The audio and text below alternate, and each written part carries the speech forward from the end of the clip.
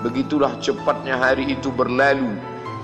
Hari berubah menjadi pekan, pekan menjadi bulan, bulan menjadi tahun, tahun menjadi windu, windu berubah menjadi abad.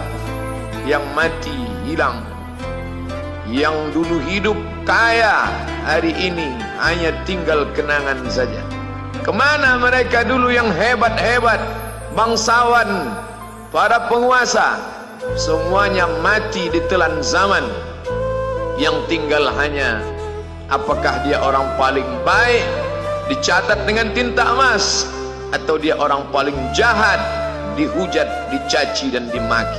Harimau mati meninggalkan belang, gajah mati meninggalkan gading, manusia mati meninggalkan nama, nama yang baik atau nama yang buruk.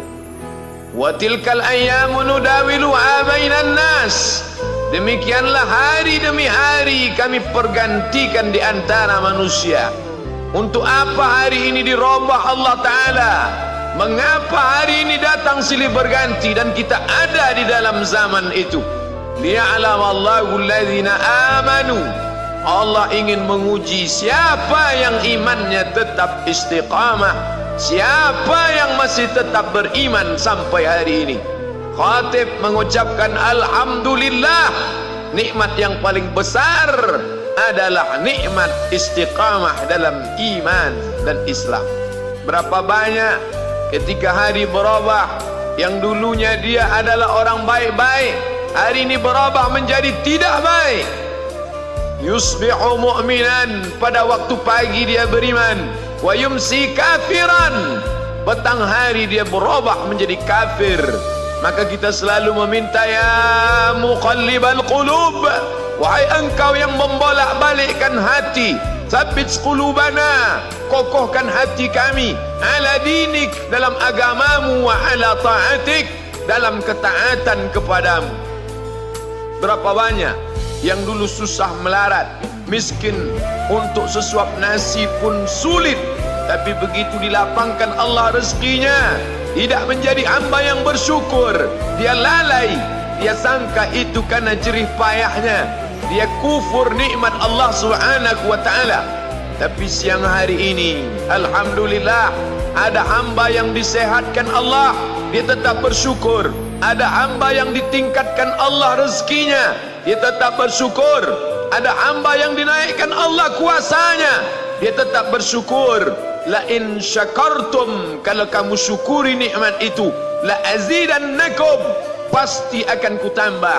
Wala in kafartum, tapi ingat, kalau kamu kufur, kamu ingkar, inna azabi lasyadid, azabku amat sangat hebat, amat sangat dahsyat, amat sangat mengerikan. Berapa banyak orang di masa lalu mati dalam azab Allah Subhanahu wa ta'ala. Tapi itulah manusia, diambil dari kata nasya, lupa. Dia tidak pernah ingat apa yang pernah ditimpakan Allah kepada kaum-kaum sebelumnya.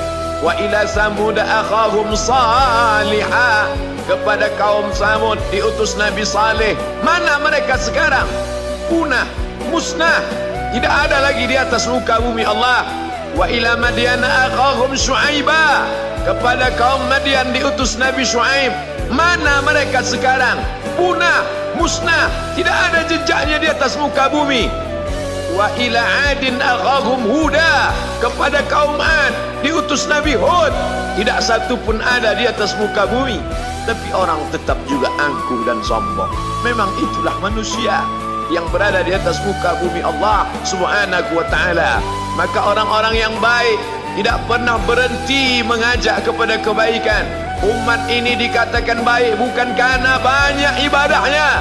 Umat ini dikatakan baik bukan karena dia pergi bolak-balik ke kota Makkah Al-Mukarramah untuk haji dan umrah. Allah puji umat ini, kuntum khaira ummah, kalian umat terbaik. Kapan? Bila umat ini disebut umat terbaik? Ta'muruna bil ma'ruf, ketika engkau sanggup mengingatkan saudaramu dalam kebaikan. Pagi ingatkan tentang siang, siang ingatkan tentang petang, petang ingatkan tentang malam, malam ingatkan bahwa esok pagi kita tetap berbuat baik. Wa tanhauna 'anil munkar, larang mereka dari perbuatan mungkar. Maka hari-hari yang sudah kita lewati di masa yang lalu, sanggupkah akan pulang kembali? Pepatah Arab mengatakan lan tarji'al ayyamul lati madat, yang lalu tak dapat terulang kembali. Apakah semua itu berlalu begitu saja? Tidak ada yang percuma, tidak ada yang gratis, tidak ada yang sia-sia. Semua akan diminta pertanggungjawaban di hadapan Allah Subhanahu wa ta'ala. Sejak kita tegak di atas muka bumi ini, sejak kita diberikan nafas, diberikan hidup, diberikan nyawa, maka sejak itu kita ditanya, apa khalaqnakum abatha? Apakah kalian kami ciptakan sia-sia? Apakah kami sangka? Apakah kamu semua menduga bahwa kami menciptakan kamu lalu kamu tidak akan kembali menghadap kami? Semua akan diminta pertanggungjawaban di hadapan Allah Subhanahu wa ta'ala. Tidak ada kata yang dapat terucap dari lidah orang beriman selain ucapan astaghfirullahaladzim. Ampunkan segala dosaku di masa yang lalu. Aku lalai dan lupa ya Allah. Kami termasuk orang-orang yang menghilangkan usia kami ya Allah. Kami tak tahu ke mana umur kami selama ini. Berapa jam untuk perbuatan dosa, berapa untuk perbuatan maksiat.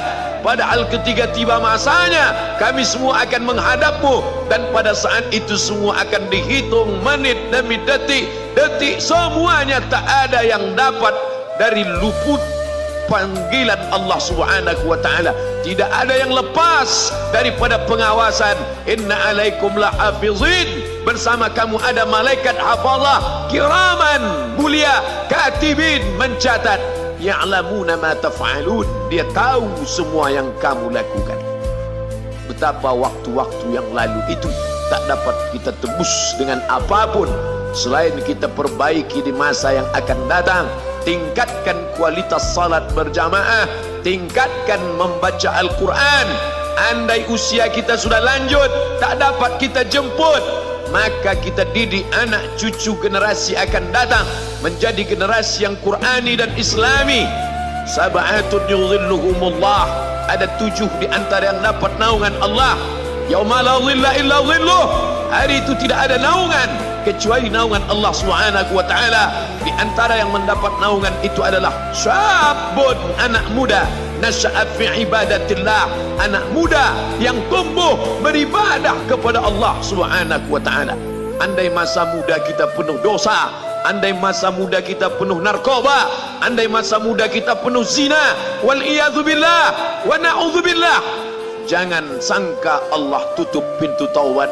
Innallaha la yaghfiru ayyushraka bihi, Allah tak terima taubat orang yang mempersekutukannya.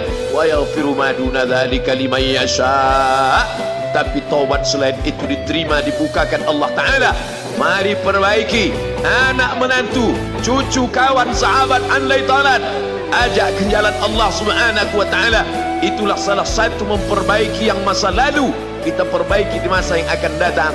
Di antara tujuan Allah mengapa dia buat kita masih hidup di akhir tahun ini, liya'lamallahu allazina amanu, Allah menguji siapa yang masih tetap dalam istiqamah iman dan Islam. Tujuan kedua, mengapa Allah buat kita hidup sampai hari ini? Wa yattakhidha minkum syuhada, wa yattakhidha minkum syuhada, Allah ingin melihat siapa di antara kita ini yang layak untuk menjadi syuhada. Iskariman, hidup mulia, au mut syahidan, atau mati syahid. Pilihan orang Islam tidak banyak. Kalau hidup, hidup mulia. Kalau mati, mati syahid. Jangan hidup hina, mati terlunta-lunta, tidak diterima Allah Subhanahu wa ta'ala. Hidup mulia atau mati syahid dipersaksikan oleh para malaikat. Man kharaja fi talabil ilmi, siapa yang keluar rumah dengan niat menuntut ilmu, fahuwa fi sabilillah, maka dia seperti orang yang berjihad fi sabilillah, yang jauh meninggalkan kampung halaman, menuntut ilmu di perantauan. Jangan kau sangka kau anak yang terbuang, engkau adalah seorang syahid. Andai mati dalam perjalanan, maka matimu adalah seorang yang mati syahid. Mencari rezeki yang halal, meninggalkan anak dan istri, demi untuk memberikan nafkah, menjaga diri dari riba, menjaga diri dari haram, menjaga diri dari syubhat. Ditinggalkan anak yang masih kecil, istri yang memerlukan kasih sayang. Kutinggalkan kalian bukan karena hawa nafsu, tapi ingin mencari yang halal. Tetesan air mata, penuh keringat dan kerinduan, munajat di tengah malam, dibayar Allah Ta'ala dengan tetesan darah seorang syahid. Man mata duna malihi, siapa yang mati membela kehormatan hartanya, fahuwa syahid, maka dia mati syahid. Betapa seorang yang susah melarat hanya untuk menjaga diri dari yang haram dan syubhat, Allah muliakan dia.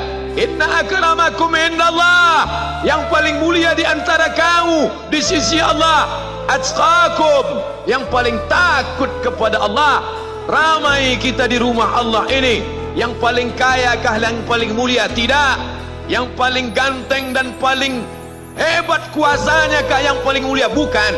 Yang paling berilmu, buya, kiai, ulama, apakah dia yang paling mulia? Tidak ada jaminan. Tapi yang paling takut kepada Allah Subhanahu wa ta'ala, takut terjerumus dalam riba, takut terjerumus dalam syubhat, takut makan haram, sehingga dia biarkan dirinya dalam kesusahan, susah dalam pandangan manusia, melarat dalam pandangan orang kaya, tapi hidup mulia dalam pandangan Allah, para malaikat, nabi dan rasul. Hari ini orang itu dikatakan bodoh, hari ini dia dikatakan goblok, hari ini dia dikatakan kamu tolol sekali. Mengapa tidak kamu pakai kekuasaanmu? Mengapa tidak kamu pakai kesempatan? Hidup hanya sekali, pakailah sesuka hati. Tapi dia takut kepada Allah Subhanahu wa ta'ala. Pagi dan petang dia katakan, Allahumma ajirna minan nar, Allahumma ajirna minan nar, Allahumma ajirna minan nar. Selamatkan kami, aku, istriku, anakku, keluargaku dari api neraka ya Allah.